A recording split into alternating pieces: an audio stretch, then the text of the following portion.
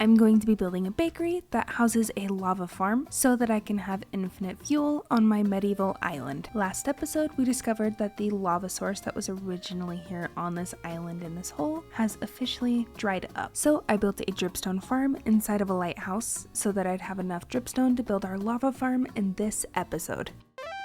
But first, we need to head back into our town because right here is where I told you guys a few episodes ago that I wanted to build another town square off to the side in this little rectangle right here. And at the very end of this rectangle is where I would like to place our bakery. But before we can do that, as you can tell, this terrain is not really up to par. We definitely got it ready for when we did the post office, but we're gonna have to put in a little bit more work to get it ready for our bakery. So to get started on terraforming this area, first I want to load up that schematic.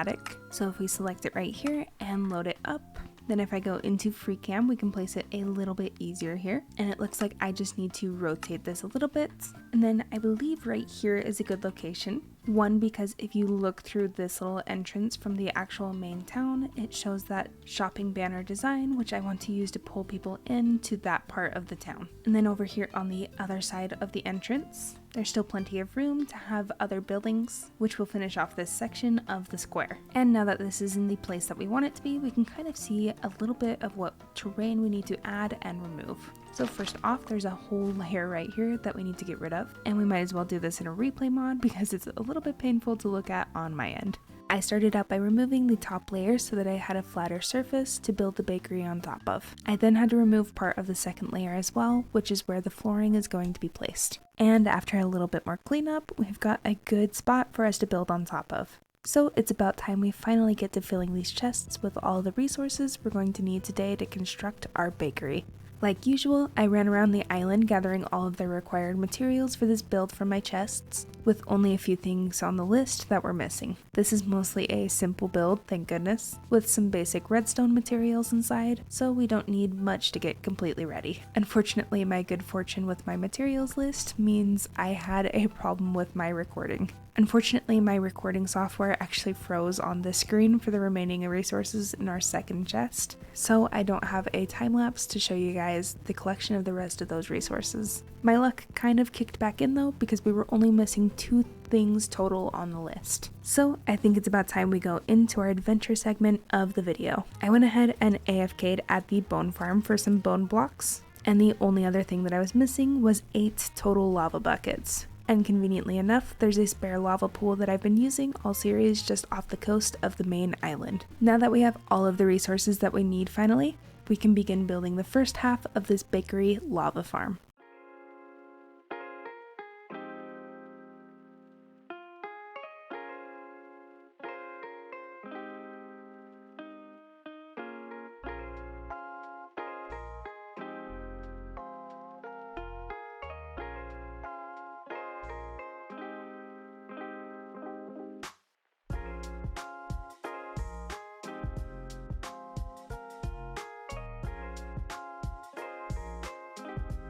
And now that the first half of this build has been completed, I think it's about time that we move on to our quality of life section for this video. And firstly, we are going to need to take a pit stop at the iron farm and grab ourselves some more shears, because for some reason the ones in the lichen farm managed to disappear in like an episode. They used to be sitting like right here on an item frame, and I don't know if I just bumped it and they despawned, but either way, we need to remake those. So if we grab a couple of books here and an anvil,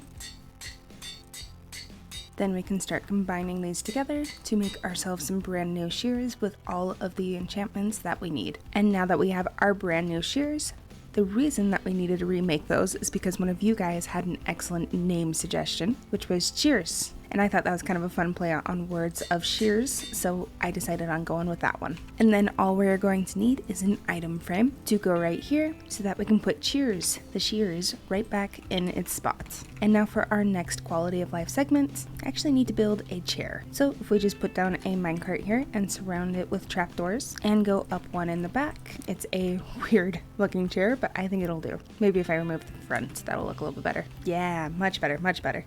Anyways, on a serious note, I wanted to build a chair so we could have a nice sit-down talk about the world and where it's going. But to do that, I have a little bit of story time for you guys. So essentially, a few weeks ago, this world file corrupted, and pretty much all you could see was the sky. If you played Minecraft a while, this is kind of a common thing, but I usually just delete my worlds afterwards. That's how some of my past series have ended, and my personal worlds have ended. But as you can tell, this is actually kind of a cool world, and I didn't want to give up on it just because it had corrupted. So with my non-tech skills, I did my best to uncorrupt the file, and as you can see, because it is here today, it worked. But the one thing that I didn't notice that I did somehow in the middle is I managed to switch my game mode over to survival, which obviously wasn't the intention when I started the world, so that leaves me personally a little bit disappointed, and I'm actually really not sure how to even switch it back into hardcore mode. So what I did was I put out a poll on my channel. I'm sure a lot of you guys also saw that, and I just let you guys vote whether you thought I should move back into hardcore, figure out how to do that, or if I should just stay in survival. And the majority of you guys voted that you would like to see me keep the world in survival mode, which means that our current title and thumbnails are not really applicable anymore. So I think what I'm going to do is we're going to call this a Forever World Survival series. I'll still do my best to not die, just like in hardcore, but there's just not as many repercussions if we do. So if we clean up our chair here, I just wanted to thank you guys for being supportive. Pretty much nothing about this series is going to change besides what my hearts look like in the video game, and a little bit of the thumbnails. I just wanted to let you guys know, so in case you saw different thumbnails, different titles, you understood why and what was going on. So now that the storytime quality of life section is out of the way, we can go ahead and pick up all of our materials again and begin building the second half of the lava bakery farm.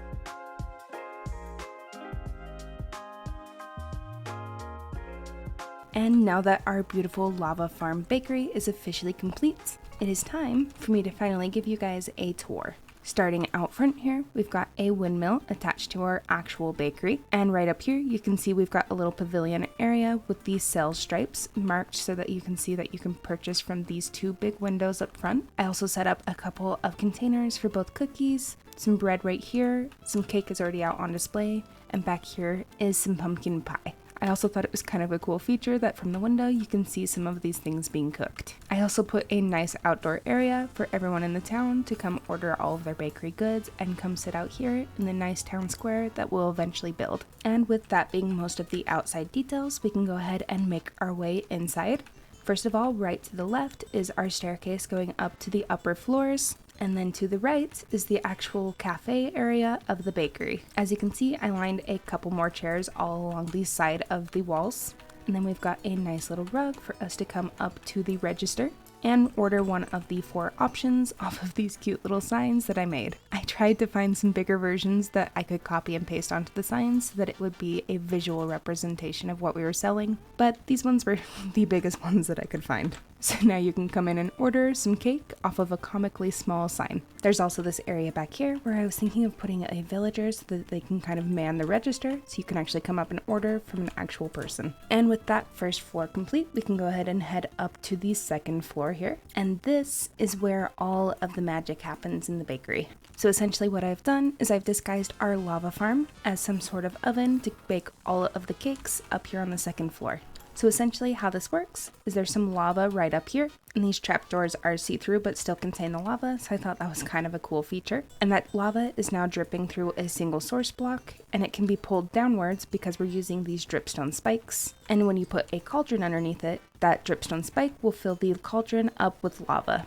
And right over here, I have all of my storage of the things that I'm going to need. And one of those things is buckets, because if you right click with a bucket onto one of these cauldrons that is full of lava, you actually get a lava bucket. And as you can tell, it's kind of hard to reach some of the lava cauldrons that are in weird spots. So if we head back here behind the magic door, I can show you how this farm works. Essentially, this is just a piston feed tape going in a circle. So when this observer sees a change right here, it will push this piston, which will then send it this direction. And it does the exact same thing here, sending the cauldrons in this direction. And then again, over in this corner, sending the cauldrons in this direction. And finally, at this corner, sending the cauldrons back to the place that they started. And to get these cauldrons moving in a circle, I'm actually going to turn down my sounds here because I would imagine it's pretty loud on video. But we just start with an extra cauldron right here in this corner.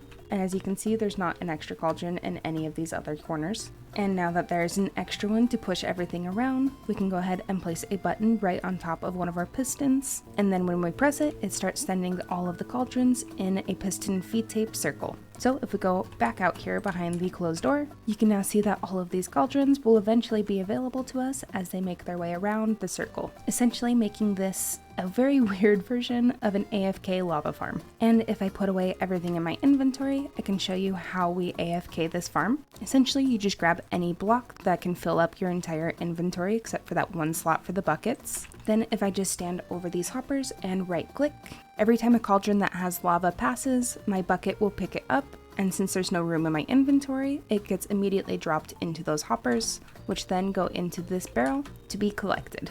Now, of course, I'm eventually going to run out of both lava and the buckets, so it's not fully AFK, but it's definitely easier than going around and manually collecting every single one of these. Plus, when it's all lit up from the lava, it looks kind of cool because it looks like an oven. And now that you know how the second floor and the farm mechanics works, we can make our way up to the third floor, which is one of the few floors in one of these buildings that I've actually decorated. So basically what I've done is I've made a tiny house at the top of this building for the baker to actually live in. So this first room is just kind of the foyer. It's got a nice table, some flowers, some shrubbery, and if you head over to the right door first, that is the bedroom. Just a nice little dresser with some lights and a bed. And then immediately down this hallway is just a nice cute little closet for some storage. And on this side, I actually made this way too dramatic. I didn't realize how big this room was going to end up being, but this is the very, very large bathroom, which sort of makes sense. You know, a baker would need to clean up quite a bit. I'd imagine it's pretty messy making some cakes. So we've got a nice little sink set up right here for him, then a toilet and a bath. And of course, for aesthetics, a cute little plant. And that is pretty much it for that third floor, just a cute little apartment for the baker to live in. And then finally, up on the fourth floor, there's not too much to it, but if the windmill ever were to break, you can kind of come out here and check on it. And of course, just like every single one of our other towers, it's a very nice view of the town. Being able to farm the lava in this way is actually super important for us in this world, because that means that we finally have a renewable and consistent fuel source. I could always go over to the Wither Skeleton farm and collect the coal from there, but it's always nicer just to have a fuel source in town. And what I would like to do in the future actually is hook up something that would pull all of the lava from this barrel over into another building where we can build a super smelter in it, which will drastically increase our speed in building and collecting all of the resources for our future builds. And with that, that is all that I have for you guys today. I hope you enjoyed this video, and if you did, consider subscribing, because I would love to see you guys in the next episode. And speaking of next episodes, here's a couple that I think that you would enjoy.